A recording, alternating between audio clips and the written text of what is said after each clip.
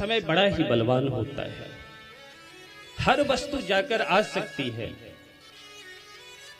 पर समय कभी नहीं आ सकता है। धन जाकर के लौट सकता है, पर जो समय चूक गया वो बात गई, फिर हाथ लगने को नहीं, क्योंकि समय बहुत ही महत्वपूर्ण होता है। किसी महत्पुरुषों ने कहा कि हर एक बीते हुए क्षण को यदि हम करोड़ों करोड़ों मुद्रा लेकर के चाहें कि उसे हम फिर से प्राप्त कर लें, तो हम प्राप्त नहीं कर सकते हैं, चाहे लाख प्रयोजन कर ले हम। आप एक बहुत अच्छी बात बताऊं आप लोगों को। महाभारत के विश्राम में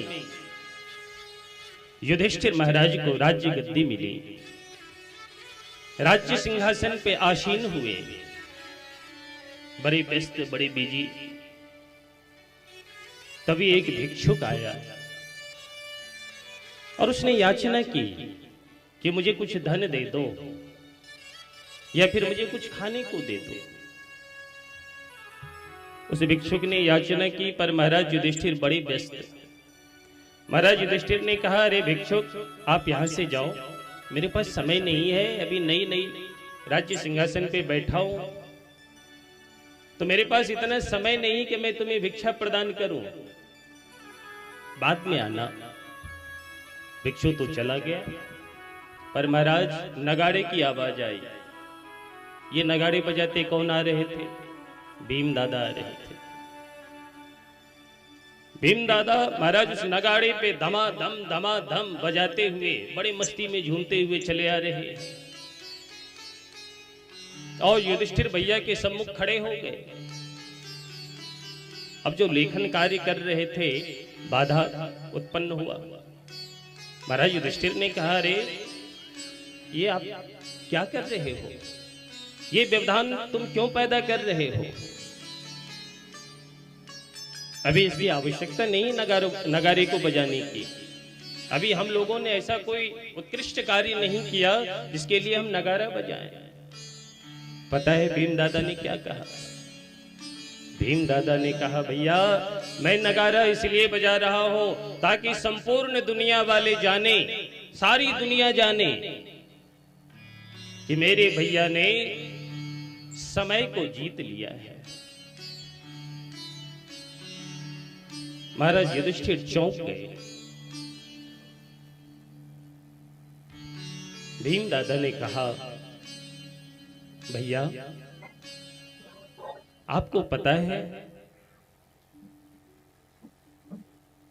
कब किस पल किस क्षण मृत्यु रूपी काल के मुख में समाहित हो जाए, कोई भरोसा कोई गारंटी है? किसी के पास प्रमाण पत्र है क्या कि मैं अभी जिस अवस्था में हूं अगले क्षण में उसी अवस्था में रहूं?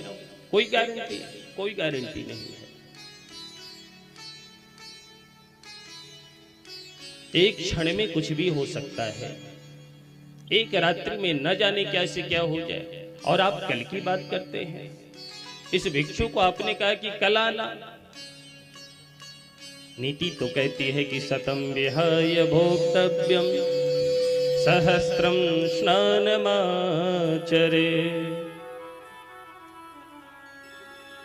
शतम विहाय भोक्तव्यम, यदि 100 कार्य मेरे सामने हो, अपने सामने हो, तो उन 100 कार्यों को छोड़ करके पहले भोजन करो। और सहस्त्रम स्नानमाचरे, अगर हजारों कार्य हमारे सम्मुख हो तो उन 1000 कार्य को छोड़ करके सर्वप्रथम स्नान करो। ध्यान से सुनिएगा। यदि 100 कार्य हो सामने कि करना इसको अर्जेंट है, तो उन अर्जेंट कार्यों को छोड़ करके सर्वप्रथम शतम विहाय भोक्तव्यम, भोजन करो चैन से, आराम से, प्रभु को समर्पित करके प्रसाद ग्रहण करो। जब स्नान की बारी आवे तो 1000 काम यदि मेरे सम्मुख आवे तो 1000 कामों का परित्याग करके सर्वप्रथम स्नान करो। और लक्ष्यम विहाय दातव्यम, और जब देने की बारी आवे, कोई गरीब कोई निर्धन कोई आचार्य, कोई विद्वान, कोई महत्पुरुष हमारे सम्मुख खड़े हो जाएं, उनकी सेवा करने की बात आवे या उन्हें कुछ दान देने की बात आवे, तो लक्षम विहाय 1,00,000 यदि कार्य हमारे आपके सम्मुख हो तो उन 1,00,000 कार्यों को छोड़ करके सर्वप्रथम दान देने की चेष्टा करो। और जब भगवान की भजन की बात आवे तो सर्वम त्यक्त्वा हरिम भजे, संपूर्ण संसार का परित्याग कर दो और भगवान का भजन करो। भीम दादा कहते हैं, भैया आज मैं संपूर्ण नगरवासी को यह बताना चाहता हूं, संपूर्ण हस्तिना वाले ये सुन लें कि मेरे भैया ने समय को जीत लिया है। महाराज युधिष्ठिर आवाज से रह गए, सन्न रह गए, हृदय में चोट सी लगी कि भीम दादा बिल्कुल सही कह रहे हो, उस भिक्षुक को बुलाओ। महाराज उसी क्षण उस भिक्षुक को बुला करके खूब धन संपत्ति दे करके महाराज युधिष्ठिर ने उन्हें विदा की अपने दरवाजे से। तो यह समय बहुत ही अमूल्य है, अनमोल है, अनुपम है, और मैं आपसे केवल समय ही मांगता हूं।